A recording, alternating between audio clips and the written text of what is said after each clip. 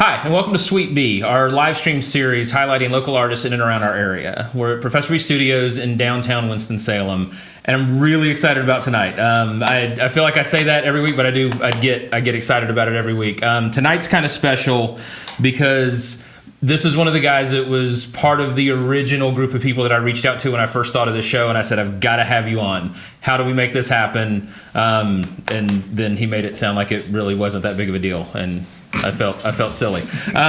So this is another one of those stories that goes all the way back to when I was hosting an open mic night at Wayward Brews. I don't even know how long ago it was at this point, but I got a phone call one night from one of the owners that said, "Hey, make sure you're here tonight. We've got Willie Nelson incarnate in the building." And I went, "Okay, I'm game." And so then I showed up and had the pleasure of that and so much more in getting to know Dell Guthrie. So Dell, thank you so much for being on the show, man. My pleasure. I really appreciate it. And you brought Ray with you. This is Ray Allegrezza, a very close friend of mine, an excellent guitar player.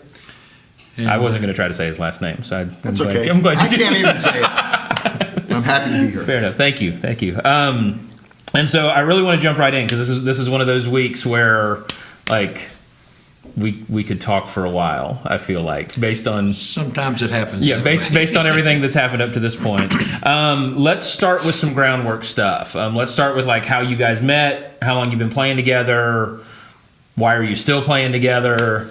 Just kind of, if you guys don't mind, kind of telling that story, and then I want to get into a couple of other things. We'll give you an example of why we're still playing together. Fair enough. In just a few moments. But a friend of mine said, "Hey, you need to meet my boss." And I said, "When am I going to meet your boss to play music?" I said, "They were in some publication, furniture publication I knew nothing about and everything." So we did meet, and we played one song together and realized that we had known each other for years and years. Oh, that's awesome. What song was it? Years and years. Okay, fair enough. As the years go by. As time goes by. No. But Ray is an excellent guitar player. And he's one of those guys that has all of the talent and none of the attitude of a real good guitar player. He said that just the way I wrote it. Okay, so the check cleared. Like He owes me. Okay. But we played together a few times. We went from there down to some open mic at the garage or somewhere like that, and we played a few songs that we both knew, you know. And people would ask us, "How long you guys have been playing together?" We had to look at our watch. But Ray's an excellent guitar player. He is hard to confuse. Yeah. You cannot stump him. I don't care what you play. As soon as it turns, he's got it. Just don't ask me to pronounce or spell my last name. Fair enough. Okay. All right. I'm glad we got all that cleared up. So from a style standpoint, because I know part of your library. I know the kind of stuff you play, and not from like an influences and that kind of thing. We tend to not talk about that stuff as much on this show, but I'm curious, like, what do you find coming out more when it's not a show, when you're just playing? More blues and bluesy rock than anything else. Yeah. Any favorites to cover? Yeah. Do we get to know what they are? I thought we weren't going to talk about that. Well, we can talk about them. We're just not going to. We're not going to play the covers. We can talk about the covers. It's like peeing in the shower. Yeah. Everybody does it, but nobody talks about it. We like to cover the Steve Miller Band. We like to cover B.B. King. We like to cover a lot of Chicago blues stuff. We cover Van Morrison a lot. And makes my wife particularly happy, by the way. Various other tunes. Willie Nelson's one of my favorites. Okay. I idolize Willie Nelson. I try to emulate him. Oh. But those, that keeps us pretty busy. Yeah. Well, Mel and Amanda hit it on the head. And Delbert McClinton made that reference then. Mm-hmm. That's good. So I want to shift just a little bit because we were having a conversation right before we went live that stems from something that I actually found out recently about you, and I want to talk cars a little bit. Go ahead. And so I want to throw something your way. I want to get to what you're driving, what's in the garage, that kind of stuff, because I genuinely, just selfishly, I want to know, and I think it's a fun conversation. But because I know you've got a mechanical background, I have a 79 Super Beetle convertible sitting in my garage right now. Last year they made it. In desperate need of work. So if you were cut loose with something, do you do naturally aspirated things? Do you mess with that? My best advice for working on Volkswagen Beetles Here we go. is you ride down the road and you see a guy that's got a yard full of them. That's the guy that works on Beetles. Yeah. Because the newest one is like 75 or 76. Right. That's Yeah, it. yeah. They quit them. Yeah. They proved to be that you can't keep them fixed. Okay. As soon as you fix That's one, good to know. something else is going to break. There's some. We'll have to figure that out. So what do you like to work on? I like old Fords. Yeah. Yeah. Well, that works out well. Torinos and Fairlanes and Marauders and old Ford. Anything you're turning wrenches on right now? No. Okay. I'm retired. Yeah, you still tinker though. I still tinker, but I'm I'm not retired. fooled. And the last project I had was a '69 Mercury Marauder, Oh. which was a tank. Yeah. It was a high-powered tank. No kidding. I mean, it would leave black marks at every stoplight. But, it was a 4,000-pound car, Right. so it had nothing for the Mustangs and all Yeah. that other stuff. But And once you get it going like that, you got to stop it too. well, that's first system you work on. That's right. Brakes. Make sure you can stop it. So Ray, I know we were talking before, and you don't necessarily work on them, but I know you love to drive them. So what's in the garage right now? Oh, this is embarrassing. Right now, I have a very pedestrian Hyundai Elantra GT. because I know you're an old Ford guy too. Well, I did have the old Yeah. Fords, and before that, I had an Audi A6, which was really cool. Oh, man. And that car passed everything except a bank. I mean, it was just ridiculous to work on, so it went away. Sure. So what about looking back though? If you could bring one back from your past, just one. I think I would bring back my '68 Mercury Cyclone. Really? That was my favorite car. Had a blue door and a green hood, and the rest of it was orange. But that's all I could afford Sure. to do. And now under the skin, baby, it was a house. But the body work, I'm not qualified to do the Sure, body work, guys. and people that are high paid personnel. Yes, they are. I Yeah, get blue that. door and a green hood, and pass everything but a service station. It was a hot rod. That's awesome. What would you bring back? Me, despite all the flatheads, when I was in college, my aunt gave me her 55 Chevy Bel Air, 8-cylinder, 3 on the tree, and it backfired through the carburetor up in Connecticut in the middle of nowhere and blew up. But I would take that car back in a heartbeat. I could Yeah. still smell the upholstery. Oh man, It was just a That's great fantastic. You just don't fall in love with them like that. And I don't. Nothing there to love, recently. Yeah. So I want to shift again. I want to get back on the music a little bit because that's why we're here. But I it couldn't is- pass up the chance. it to is a music show. Talk cars for a little bit. Ray, I'm curious from a lead perspective, and I know that a lot of what you do you make look effortless. I've watched you play. How much of it is computing as you go, and how much of it is autopilot? Because you're following a guy like Dell that'll take you through a song and go. And what's the other end of that? I used to sing as a kid, and then my voice changed, and they threw me out of the choir. Okay. So my music teacher said, "Now you got to do something." So I picked up guitar. So for me, that guitar has always been a second voice. Oh, And I drive him crazy, but this is what makes it fun. I have never played the same song twice, just because everything is improvised, Yeah. and I don't know what I'm doing until I'm like 2 notes in front of it. Doesn't drive me crazy. Yeah. It makes me ecstatic. It's an amazing product at the back end of it. And Dell knows if I have to learn a lead, I have a mental shutdown. It's just really? It's like somebody's already done that. I just don't want to do it. Not that I'm like creative. It's just the only way I know how to play is just from my heart to my head to my hands. So how much of it is ear and how much of it is theory knowledge? All ear. I It's can't all read ear. a note. Really? I am illiterate musically. Makes me sick. Musically dumb. I've got 2 music degrees. I can't do half of what you're doing up there. It's crazy. So what about the other end of that? How much of that? Obviously it's someone, as you were saying, like it's a second voice. It's someone essentially singing along with you. Does it affect how you approach arrangements of songs? Do you think of things because you know you've got that there? Or do you just kind of go and you know he's going to do I feel something? a lot more comfortable with Ray than I do alone or with somebody that I haven't played with.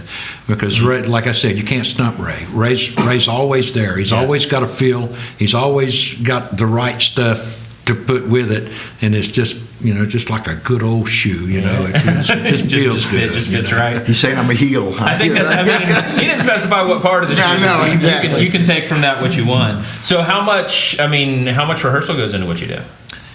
I mean, well, we've had a few minutes tonight. Ray and I live apart from one another. There's a pretty good distance there, and takes me about 45 minutes to get to Ray's house. So quite frankly, we don't practice or rehearse.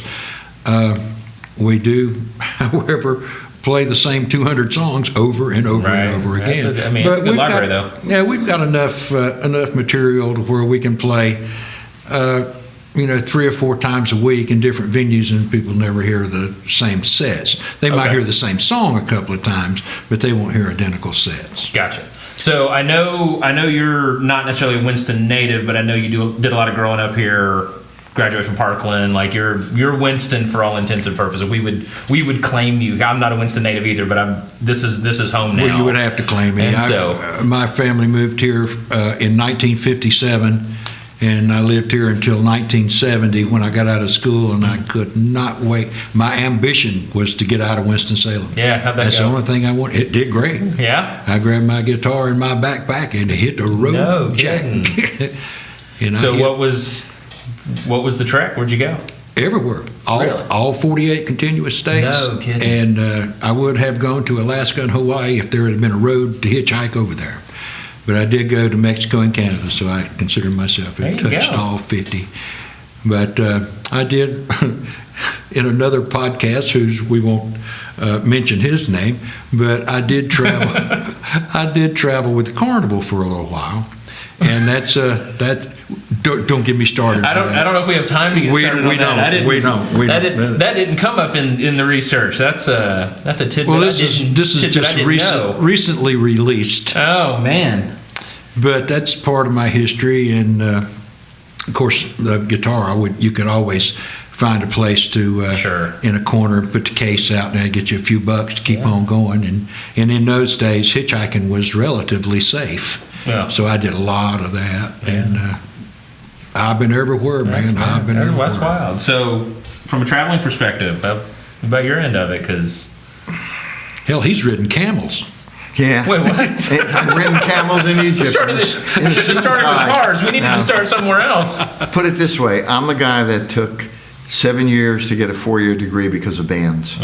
We had we were going to make it. We had this one band, Southern Cross, that opened for like Wet Willie and Grinder Switch back in the day. And I found out that being a nice suburban kid from Long Island, being on a bus and like eating crappy food week after week, I think I was too domestic for it. But band came close, but made me realize that there were so many other talented people out there that weren't doing any better than we were. So it was really good for your ego. Just put it right in check. Yeah, that's incredible. That perspective is something that I think a lot of people miss. Like it's almost good to have to go through that. People should go on the road the hard way. Yeah, because it's not glamorous. Yeah, no kidding.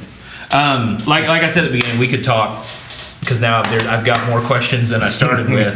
But you guys are here to play too, and I want to make sure that we get to that. And so we're getting ready to throw to a quick break. Where can people go check you out? I mean, online stuff. I know you've got stuff with the band, but then also any shows coming up, anywhere they can come check you out in person. We have a show at a place called Native Vines Winery this Saturday, which is the 16th of March from 2 until 5 o'clock. Awesome. It's a St. Patrick's Day theme, and we're going to go out there and blow the windows out of that place. And we have some other things. We play some at some private things that people can't really come see us. Right. But we're booking. We took pretty much the winter off, and we're starting to book some shows. You can visit the website Dell, Guthrie, and the Blues Extract. Okay. It's like vanilla extract, only it's the blues. But the blues, got it.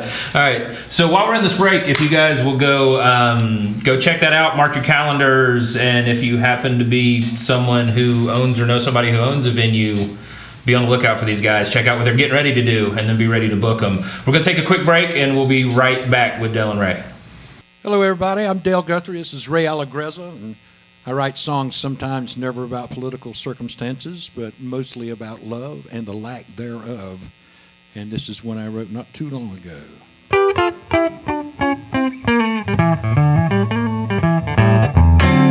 Man, I learned a lesson yesterday afternoon.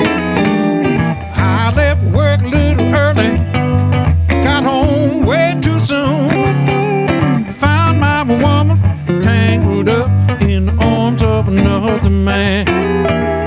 Treachery and deceit is just a little more than I can stand. Don't you know the more you give, supposed to be the more you get.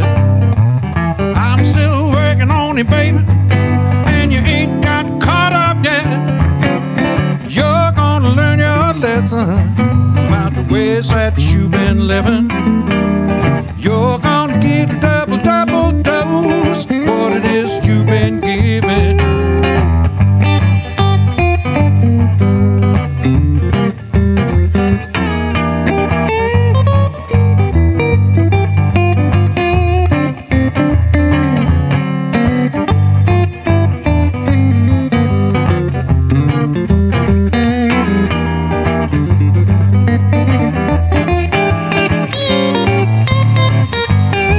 You know the more you give, supposed to be the more you get.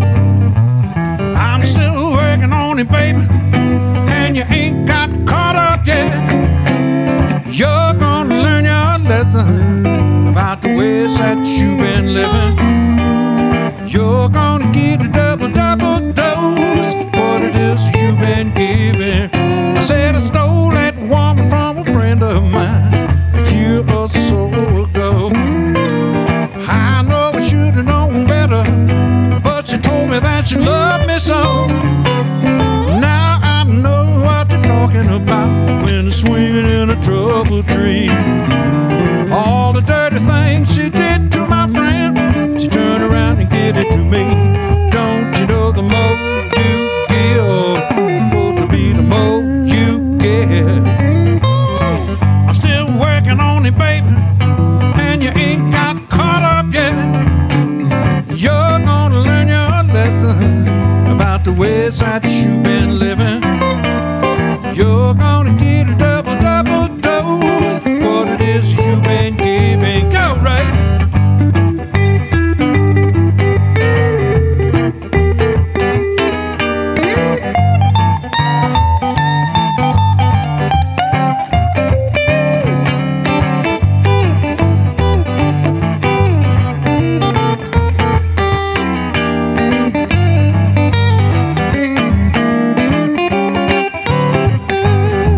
You know the more you give, supposed to be the more you get. I'm still working on it, baby, and you ain't got caught up yet. You're gonna learn your lesson about the ways that you've been living. You're gonna get a double dose what it is you've been giving. I said you're gonna get a double dose what it is you've been giving.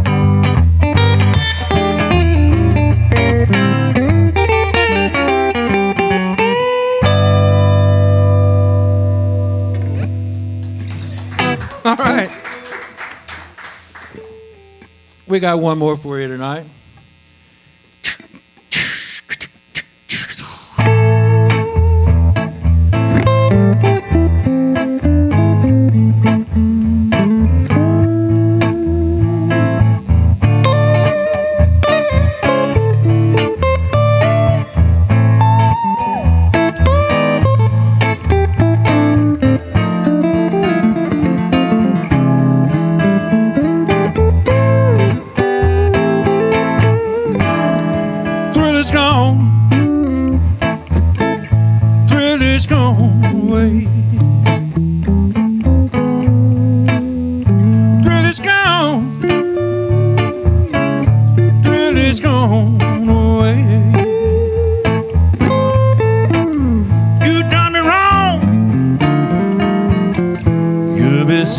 someday.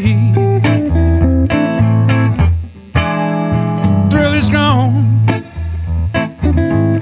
Thrill is gone for good. Thrill is gone. Thrill is gone for good. I carry on like a good man should.